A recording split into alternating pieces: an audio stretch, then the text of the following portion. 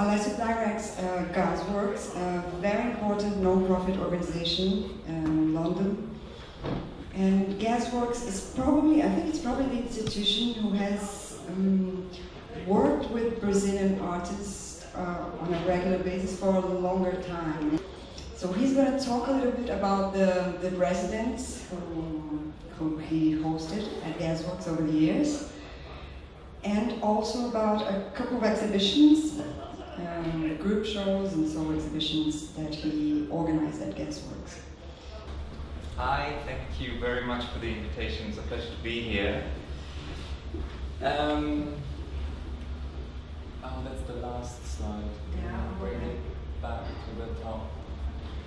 So, it's interesting to talk about Brazilian art from the perspective of Gasworks. I've been at Gasworks since '98, so a very, very long time, and it feels a bit like my baby, but also it means that a lot of the artists that have gone through the institutions over the years I've met personally, and because of the way we work, you develop quite an interesting relationship with them, which is extremely nice. But yes, I was saying it's kind of difficult to talk about Brazilian art in relation to Gasworks, because I could talk about the art from many other countries in relation to Gasworks. We worked with hundreds of artists from over 70 countries around the world. So I guess it happens that Brazil features very, very strongly.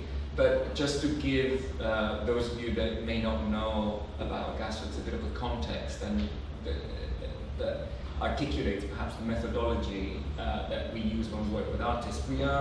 We started as an artist-run space and then evolved into a small-scale institution working primarily with artists at early stages in their career. What we offer artists is a series of different programs and opportunities. So we have studios, we have 13 studios that we rent out to London-based artists, 9 of them to London-based artists for a period of 5 years. And we also reserve 4 studios for a program of international residencies, and that's really for artists who live and work outside the UK, who we invite for up to 3 months to spend time with us in the building. And the residencies are open-ended projects, so there's no exhibition at the end. There's no, it's not a commissioning project. It's really about providing artists the time to be in London, to use Gasworks as a base, but so to speak, to use London as a resource and the studio, and Gasworks being the place where they move from. So it's recognizing the relevance that London has had for artists, the resources that the city has, and being almost like a funnel or a conduit for artists to have access to that in a way that supports the development of their practice. It recognizes, the program recognizes that 3 months is a very short time to make a body of work, or to even sort of develop a sort of complete idea about things, particularly when the research and the city being so overwhelming if you haven't been here before, etc. So process, experimentation, open-endedness are the key words that we say that we always mention when we talk about residencies. And we also have a program of exhibitions. Those are curated and we commission artists. Again, the idea is to introduce the work of perhaps younger artists, or not necessarily younger in terms of age, but perhaps younger in their practice, but also artists that may not have had a representation of visibility. We're a non-profit, so we don't sell the work, but artists who may have a certain sort of visibility in their own country, but not in the UK.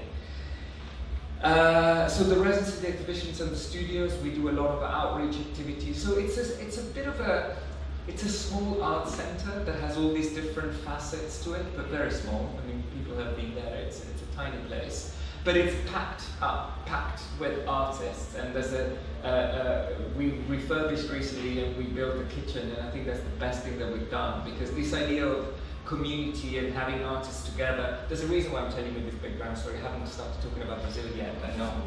But this idea of having spaces where artists can talk, can actually have a cup of coffee and talk about their own work, particularly when they come from different parts of the world, is really about adding to that creative opportunity, or certainly the idea that artists need to be around other artists, but of course also curators and organizers and all of these things. But the idea of dialogue is something that pushes and both challenges but also enriches the trajectory of an artist's path. So with that in mind, and giving you a little bit of the context, in early, I think 98 or 99, when I first joined Gasworks, I met this student from Goldsmiths College called Tonico Lemos-Howard, who was just finishing his, he'd come from Sao Paulo and had just finished, or was just about to finish his MA. And he said, oh, you have to come to the degree show, I want to show you my work. And then I'm thinking of staying in London, and I know you guys organize residencies, and he was very charming and very nice and all of these things, so we became friends. I was like, okay, come, let's have a residency at Gasworks. And it started as a 3-month residency, and it ended up being a probably 7 or 8 year studio tendency that Tonico had, because actually he was going to go back to Brazil next week. He's still living here 20 years later. So, which is what I did. So I can't blame him. I'm not from Brazil, but I did the same thing coming from Italy. But Tonico was for us the beginning of a connection with Brazil, in the sense that he introduced us to peers that he'd worked with, introduced us to the whole kind of community that we had no knowledge of. And I remember back then, he convinced, which wasn't hard, me and my colleague Fiona Boundy to go and do a research trip to Brazil. I mean, can you say no to that? But we did, and it was a time, and you know, as Kiki was saying, and Isabel as well, there was a time when Brazil was a focus in the UK, or certainly Latin America was, but then it kind of dissipated a little bit. And as young curators at that time, we had very little knowledge of the international scene. I'm talking about the late 90s, early 2000, which was the time when non-profit organizations were encouraged to think about diversity, not just within the UK, but also internationalism a lot more. Iniva, Gasworks are very much part of that sort of movement that was supported with funding and legislations that came from government by the Arts Council to really look outside the UK, to really think we're not just an island. It's ironic that there's a Brexit possibility happening soon, but back then things were a little bit more forward-looking, I think. So we went and we did a trip, and we met a lot of artists, but we also met artist-run spaces, like Capacete, run by an artist who's been since a curator and an amazing force in Brazil called Helmut Batista. Talk to people like Solange Farkas from Video Brazil. These were places that didn't have a commercial element, but they really tried to connect with their own local community of artists and support that development after a period of sort of almost isolation, I would think, from certainly Europe, but also other parts of the world. And we met with people like Dusha, Jarbas Lopez, Marepe, Efrain Almeida, and we decided to, when we came back to curate the show, we commissioned Capacete, this artist-run space, to produce a little catalogue for it, which was like a series of pamphlets, and we showed new and existing work by some of the artists. Having studios at Gasworks, we thought this was an opportunity to really use our resources and to make something a bit more special. So we invited Dusha and Jarbas Lopez to have a residency with us at Gasworks for 3 months, and they produced work for it. But a bit like Signal back then, we decided to kind of show both existing and some new work, in the understanding that 3 months in London, you really can't produce that much work. So this was a piece that was shown at the entrance of Gasworks, which is the iconic Cristo Redentor that you see, but what Dusha did, he managed to put some gel on the lights that would shine on the Christ, so that it would look red. So this symbol of purity and religion and salvation became this devil image. And I think it was a very interesting way to introduce a new point, a new entry to art from Brazil, perhaps the darker side of art. It's a joke, but it got the audience in. So maybe we can just move to some other images. So this is another view of the same crisis. It only lasted a couple of hours. I think the police saw it and ran quickly up the mountain and removed it.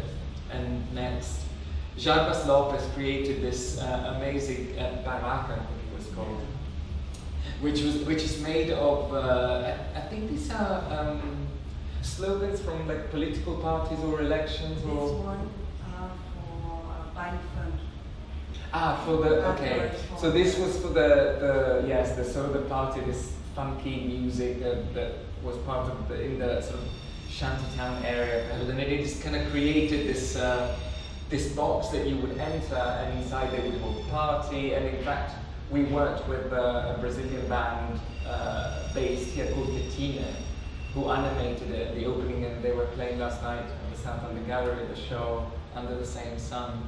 So this is something also that we showed, and it was an experiment for us. You know, we were a small organization that were trying to kind of find out how to show art, how to animate it, how to bring, because when you try and show international art, you're always in a city like London where there's so much going on. Early 2000, people didn't have that sort of idea of internationalism so clear in their mind.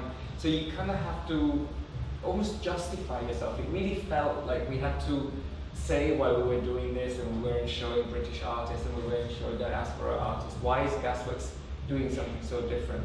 And it's perhaps just the fact that we wanted to create those connections because we believe that we saw it working in our methodology. We saw what happens when artists from all these different countries work together, how it affects their thinking, how it affects their production, and the same for audiences. So we were trying to really push that idea, that method that we very much set up with the artists onto a more sort of public sphere. So maybe we can go to next. So these are works by Jarbas Lopez. These are political candidates from opposing parties that he would weave together to kind of make this commentary that ultimately power makes everybody the same, no matter which side you're on. And we worked a lot to try and do it in London. We were trying to kind of get up late at night to go and steal posters. And these we didn't produce. We were trying to produce them here, but London is a much more policed place than Brazil was back then. So we were just, we were really scared, so we didn't. So although Jarbas was, he definitely gave it a go. So there's more, these are like a word by my head, but I'm not going to go on talking about each work, but just to give you a sense of what the exhibition was, Efrain Almeida. And then when we carried on sort of working with Nico, he said, oh, I have a friend, it's called Alexandre da Cunha, who was here yesterday. He's also graduating now, and he's an interesting artist, you should work with him. And we just fell into the same trap. And very quickly, Alexandre had a 3 months residency, which ended up being another 6 or 7 years studio tenancy. We were a very much more flexible organization back then. We've learned our lesson now. We're more strict with artists. But I think the reason why, you know, I don't know if Alexandre shows some images of his work now, when he was here yesterday.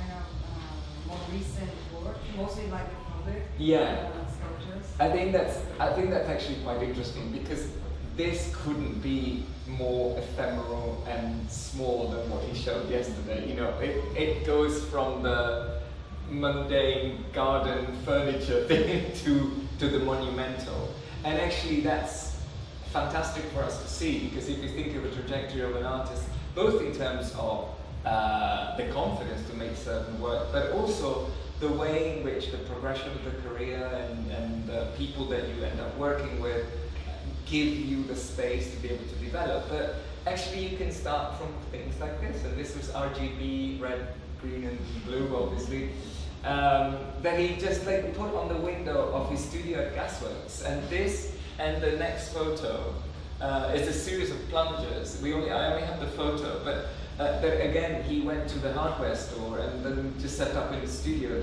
And I'm now portraying Pendergast's collection, who's not here. I put that photo up, but never mind. But you know, this is Tonico, when he was at Gasworks, one of the first works that he did when he graduated was this sort of collecting the fluff from the carpet and creating figurines with it. And the other iconic work from his early days is the one after, which is the drawings directly on bananas, which really capture a lot of his practice, which is this sort of almost like time performing onto the work, because of course it will start with it being invisible and then become more and more visible as the bananas oxidize and eventually disappear again as the bananas rot. So from something, you know, interesting to what, in relation to what Isabel was saying earlier, this idea of collecting, try and collect this. So it's also very nice to be able to be an institution that gives artists that opportunity to try something that doesn't have to be there. The history, the experience, the sort of the moment is actually as important, and you're able to value that and give the space to artists to have it. Let's see what comes next. I don't even remember. So, and this is just what I had after that was just a series. I don't know how I'm doing with time. Just a series of images. While you look at it, I'll tell you that I've collected very quickly this morning when I was just going through the very bad archive that we have at Gasworks. And we worked in the last 15 years. We've done 18 residencies of Brazilian artists, and we did 2 solo exhibitions and a group exhibition and a group show. So the group show is the one that I showed you.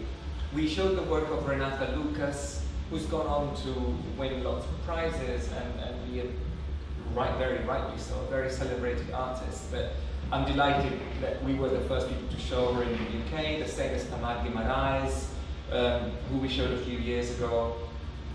And again, to continue the relationship, not just with the artist, but also with organizations and foundations in Brazil that, in the same way that we do, in this sort of like share a philosophy in terms of how you work with artists. So this idea of providing an opportunity, not being afraid to take risk, because you exploit the fact that you're not collecting, nor are you a commercial organization, to think, well, this is really where we have to encourage that dialogue, that experimentation, that risk, because otherwise it doesn't happen. And I feel that when we were doing it in the 90s and in the early 2000s, it was certainly important for the artists because it would support their career. It continues to do so, but we're also very market dominated now, more than ever, or certainly in my experience, in my professional experience.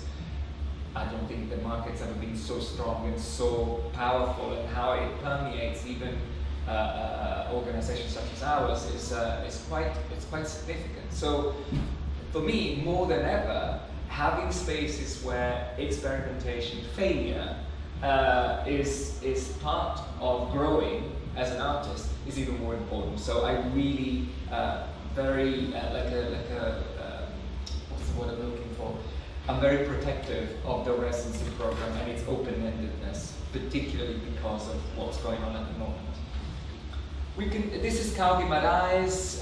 Maybe we can just look at some images and then I can end there. So again, 3 images of Cal Guimarães, who's a video artist.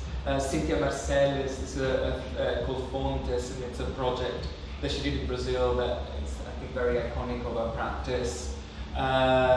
Jonathan Stenbrade, who you could see at the show at the South London Gallery. He also did a residency with us. This was a project that he made, influenced by the sort of pedagogical teaching of Paulo Freire. Tatiana Blas. Also, one of the connections that I didn't mention is Pipa Prize, which is a really important program in Brazil that supports emerging artists. They create a lot of visibility for them, and then one of the things, this is also Tatiana Blas, and also one of the things that they do is to support, to cover the cost of a residency for a Brazilian artist to go abroad and do that. And we've done that for a number of years, which has really supported our program. So, and this was the project that Renata Lucas did at Gasworks. Just 2 words about this. So basically, she decided to continue the wall. The Gasworks is called Gasworks because of the actual gasometers that are behind us, and there's a big brick wall that separates the road from the gasworks. And what Renata decided to do was to continue the wall and to put it on top of in front of the entrance of gasworks, thereby literally blocking the entrance of gasworks.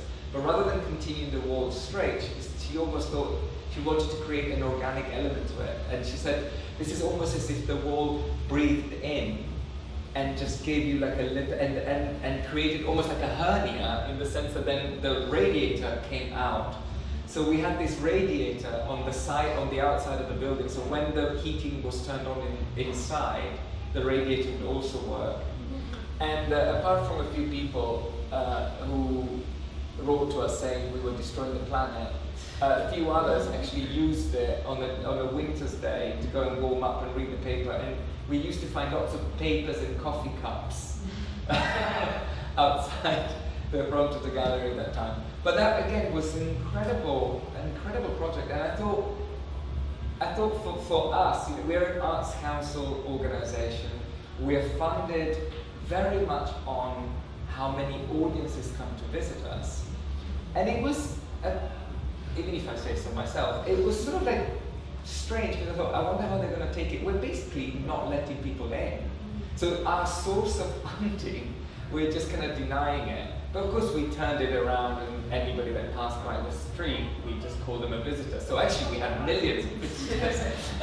But it was, again, that's something that perhaps, I can't imagine Tate blocking all their doors because of an artist making a piece. But that's something that Gasworks can do, and I think that that's what's also exciting, the fact that we can say, sure, have the whole building to an artist who'd never shown in this country, and that nobody knew at that time.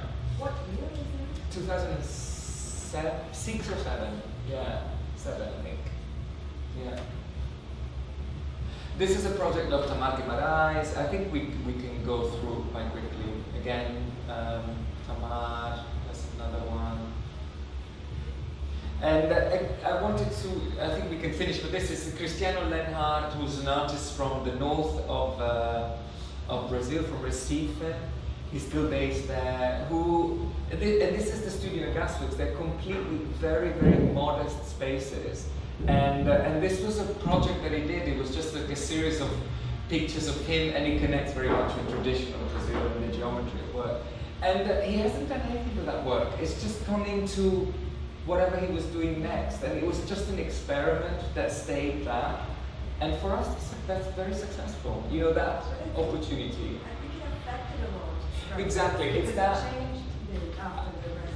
I think it's how it's that. For me, it's not what the artist produced during the residency, but it's how the residency affects what they will be producing. And as I was saying, perhaps at the beginning, the fact that you spend 3 months with these artists on a daily basis, it means that you develop also a friendship. And we stayed in contact with lots of the artists that have been around our studios. And it's really amazing to see how things have been incorporated, or how their work has changed as a result of it. How you really have made a mark in a way that you could never predict, because it's very unpredictable. How you can make a mark in an artist's professional development through providing that opportunity and providing the conditions for these things to develop. So that's, I would say, in a nutshell, Gasworks and the Brazilian connection. Thank you.